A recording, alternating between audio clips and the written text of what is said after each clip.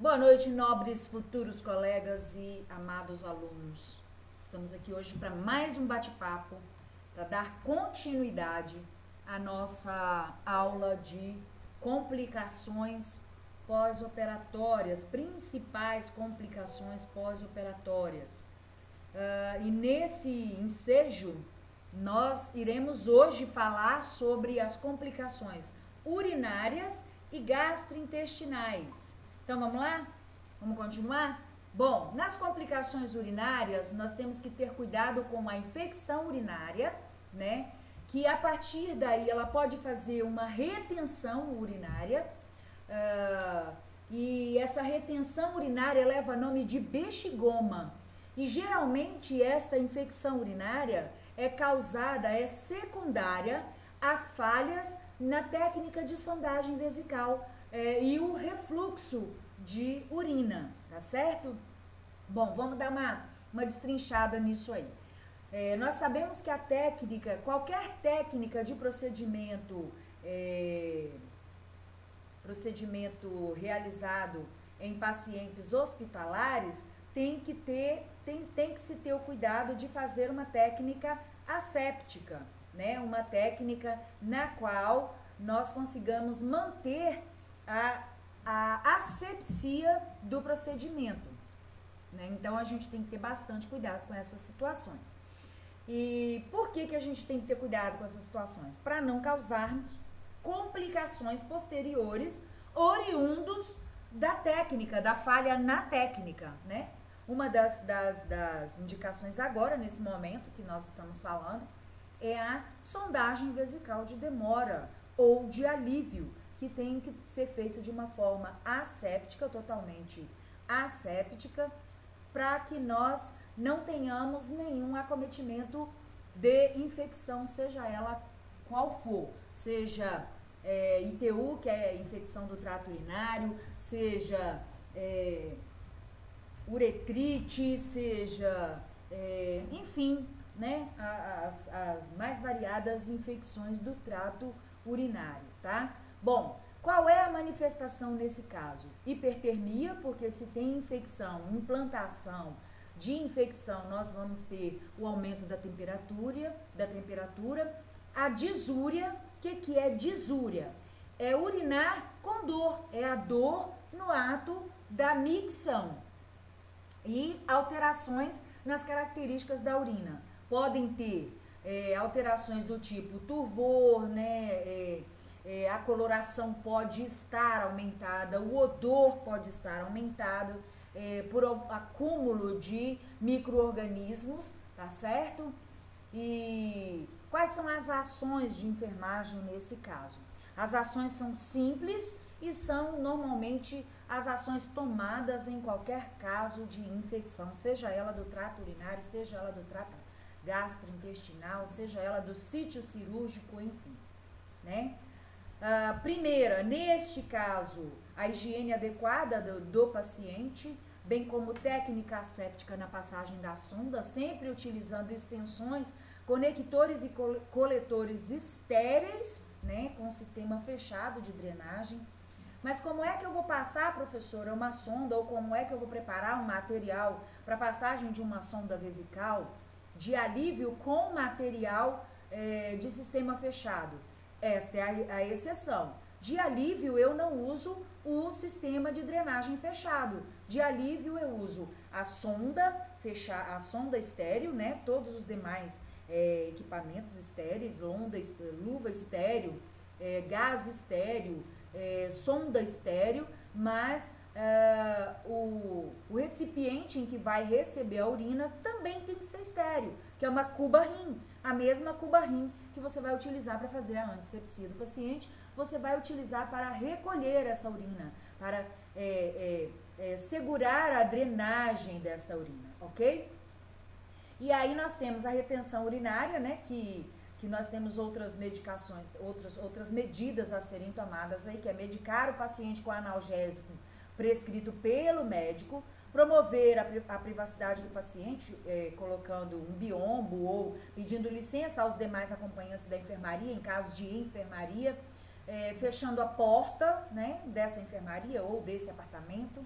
tá? Mudar o decúbito do paciente se não houver contraindicação, obviamente, tá?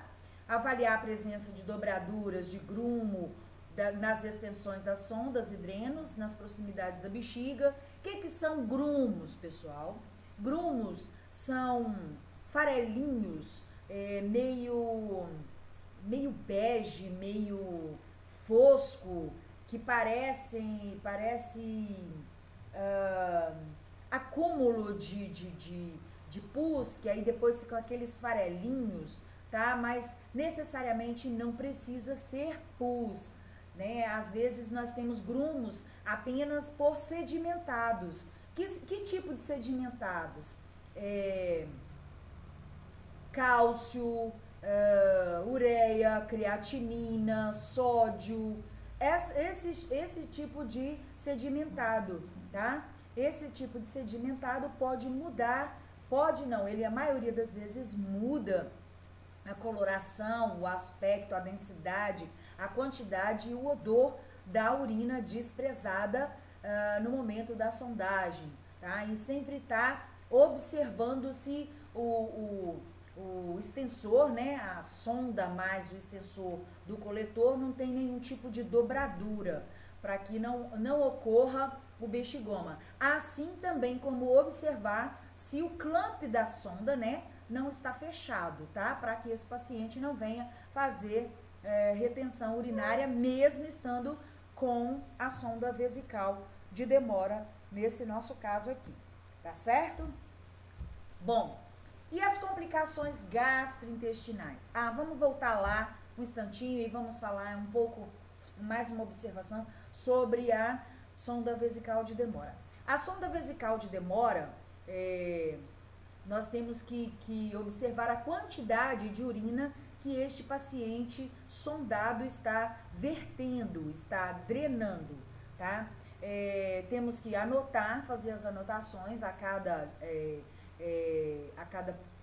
momento que foi desprezado, anotar quantidade, volume, cor, densidade, tá? Se o paciente está sentindo dor no local da inserção da sonda, tá? Na uretra, na entrada da uretra. Se o paciente apresenta alguma alteração do tipo falta de higiene nessa sonda, inclusive na hora que nós estivermos fazendo a higiene do paciente, dando banho no paciente, observar se na inserção da sonda, né, na entrada do canal uretral, tem presença de secreção, se tem presença de ferida, se tem presença de edema, se tem presença de rubor, se o paciente sente dor, incômodo, se por acaso a sonda está bem fixada na lateral da coxa, tá? Todas essas situações. Está limpando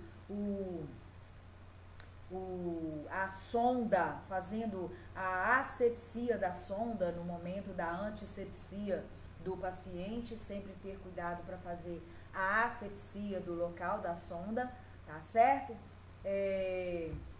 Sempre anotar. E aí perguntar para acompanhante desse paciente ou acompanhante desse paciente se eles desprezaram a diurese em algum momento sem que tenha sido a enfermagem, tá? Sempre ter esse cuidado, ok? Observar se esse paciente está tendo hipertermia é muito importante, porque pode ser que ele não esteja tendo disúria, que é a dor a urinar, mas ele esteja fazendo hipertermia e nós não estejamos associando a uma ITU, tá? Então, é necessário que se tenha bastante cuidado com isso, porque se ele estiver mantendo esta infecção urinária, não vai ser só o analgésico que será prescrito para esse paciente. Nós teremos que pedir ao médico responsável por esse paciente para prescrever ou antibiótico terapia ou anti-inflamatório para estar resolvendo esta provável infecção, este provável foco infeccioso, tá certo? Sempre atentar para essas situações. E aí manter este coletor de urina em bom estado de higiene, sempre se preocupar em limpar a ponta, a extremidade em que é feito a drenagem, em que nós utilizamos para desprezar a diurese que está depositada dentro desse coletor, e sempre limpar essa pontinha e de preferência proteger esta ponta para que não haja possibilidade de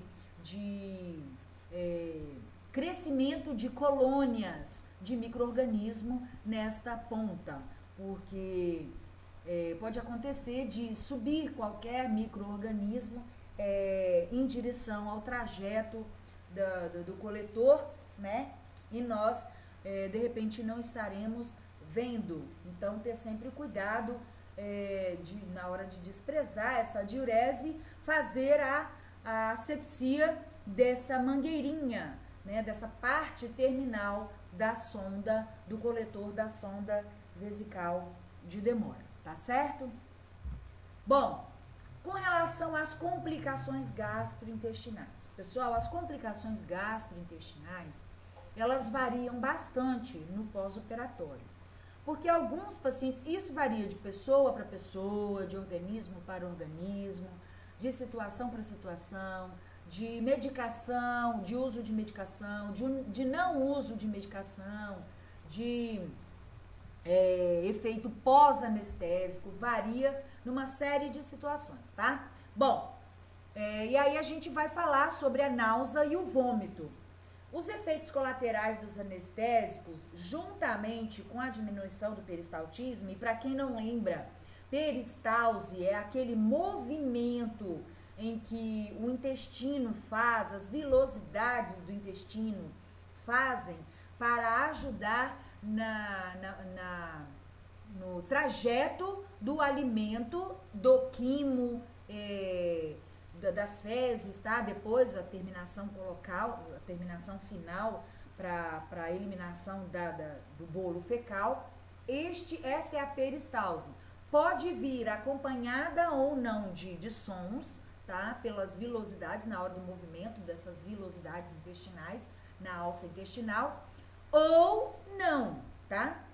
Às vezes você não escuta, é o que a gente chama assim, meu estômago tá roncando. Na verdade, não é o seu estômago roncando. O estômago recebe esse som porque há a abertura do esfíncter do estômago quando esta vilosidade faz. Na verdade, quando o esfíncter fecha dentro do estômago, nós sabemos que o estômago é uma bolsa com ar, né, dentro dele, ar e sucos, né, gástricos. Então, o que acontece? Quando esta vilosidade acaba, esse movimento peristáltico acaba de acontecer, a vilosidade da parte proximal do esfíncter do estômago recebe um pouco desse movimento, principalmente nas pessoas que têm refluxo gastrointestinal.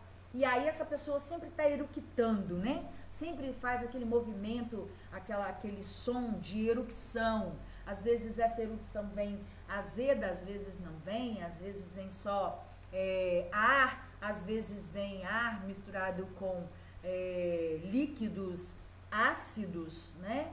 Então a gente tem que sempre lembrar disso, tá? Por quê? Porque é a distensão abdominal que faz este acúmulo de líquido e resto alimentar no trato digestório. Em consequência, o paciente pode apresentar náuseas e vômitos e, às vezes, obstipação intestinal ou ressecamento intestinal, tá? Por quê? Porque ele não está fazendo uma absorção adequada por causa da diminuição da peristalse. Porque o paciente fica muito tempo em decúbito ventral, sem atividade motora, a atividade respiratória às vezes está um pouco diminuída, e aí essa distensão acaba diminuindo um pouco, né? O acúmulo de gases, de líquidos, acabam diminuindo esta peristalse. Quais são as ações de enfermagem? Se por acaso esse paciente estiver vomitando e essa distensão não diminuir de modo algum, uma das ações de enfermagem, no caso o enfermeiro, né, o técnico vai preparar essa bandeja e acompanhar o enfermeiro nesta sondagem.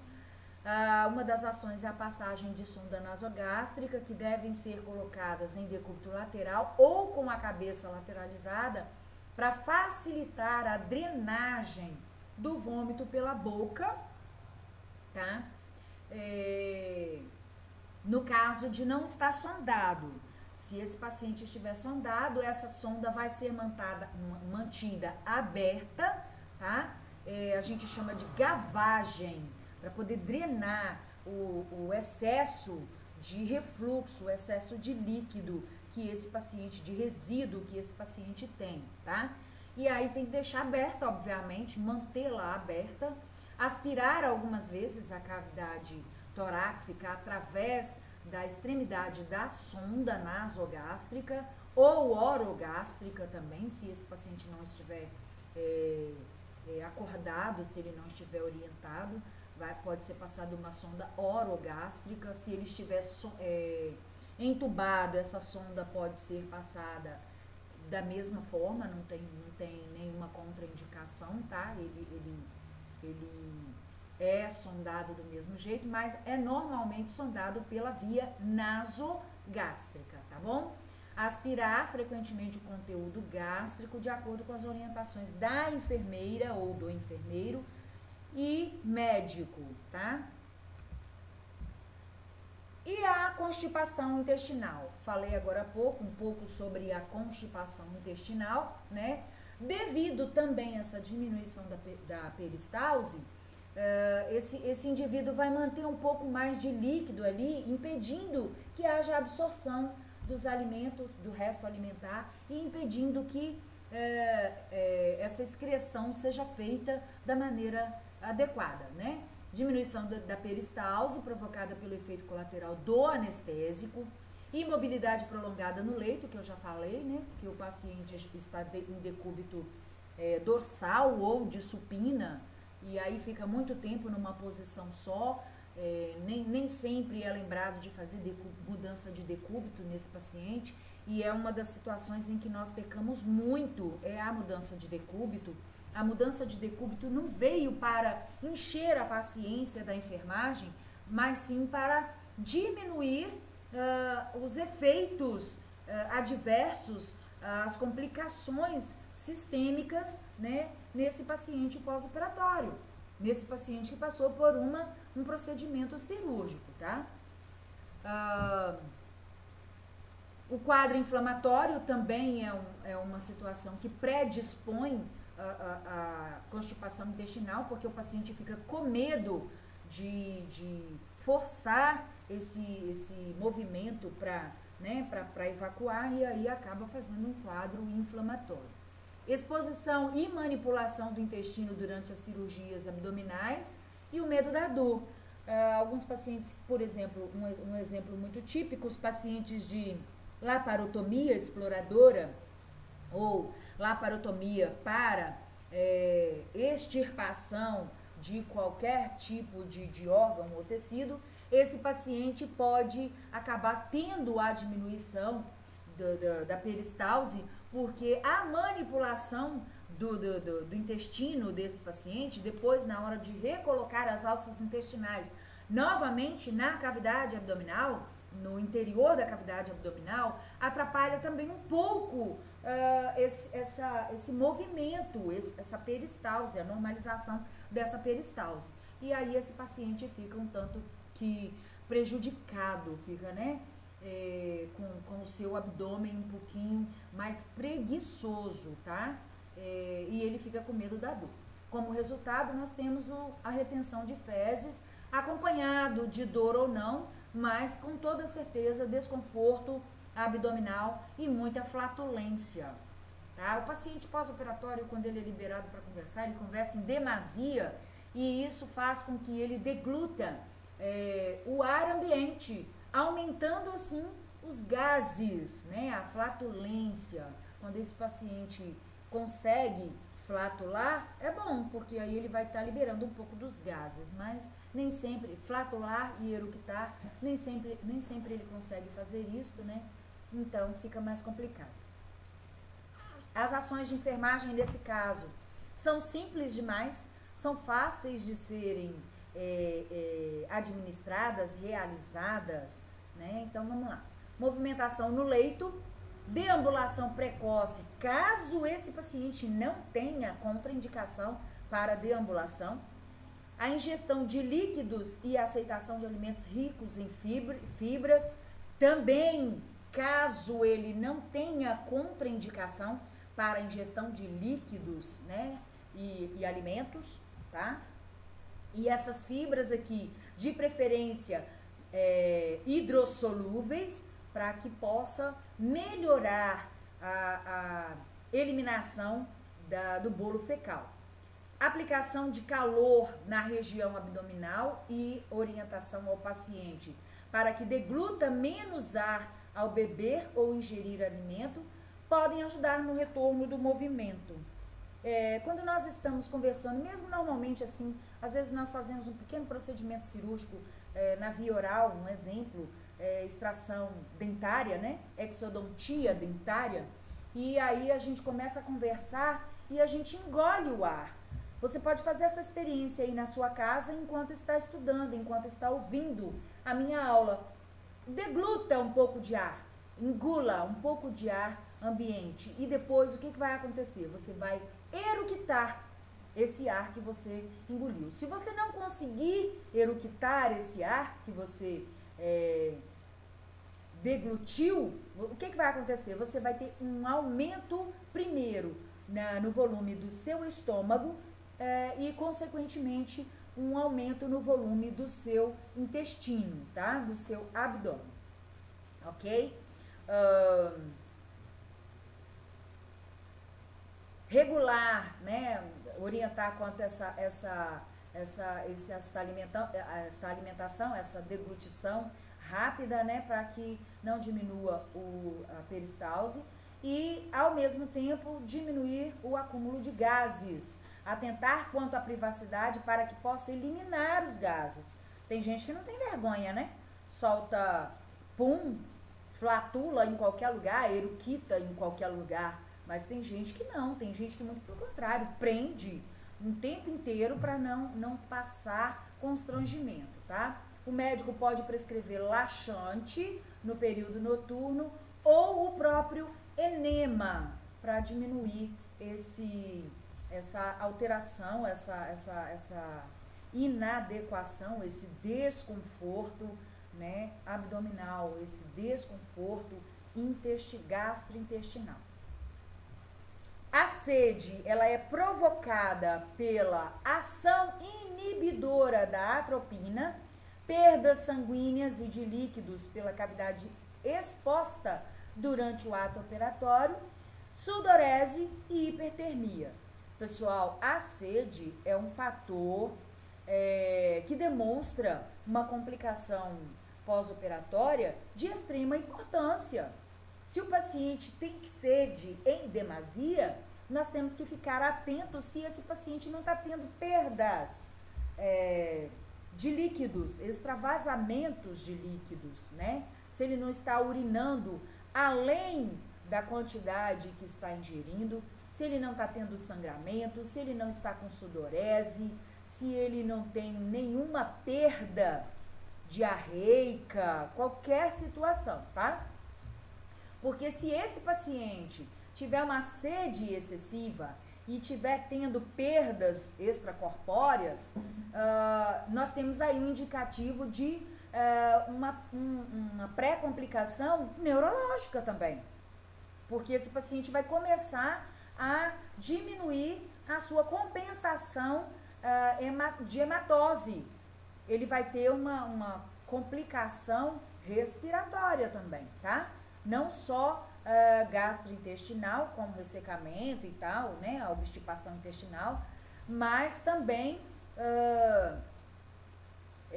momentos de perda da lucidez, momentos de confusão mental, tá? A ação da equipe de enfermagem de preferência, observar a presença de sinais de desidratação, né? Como, professora? Alteração do turgor da pele e da PA e diminuição da diurese. Como assim? O paciente vai começar a ficar hipotenso, tá? Esse turgor de pele aqui, ele vai começar a ter uma diminuição na elasticidade da pele, tá? E a diminuição da diurese por perda de líquidos. Ele vai ter uma perda de líquidos por algum lugar, né?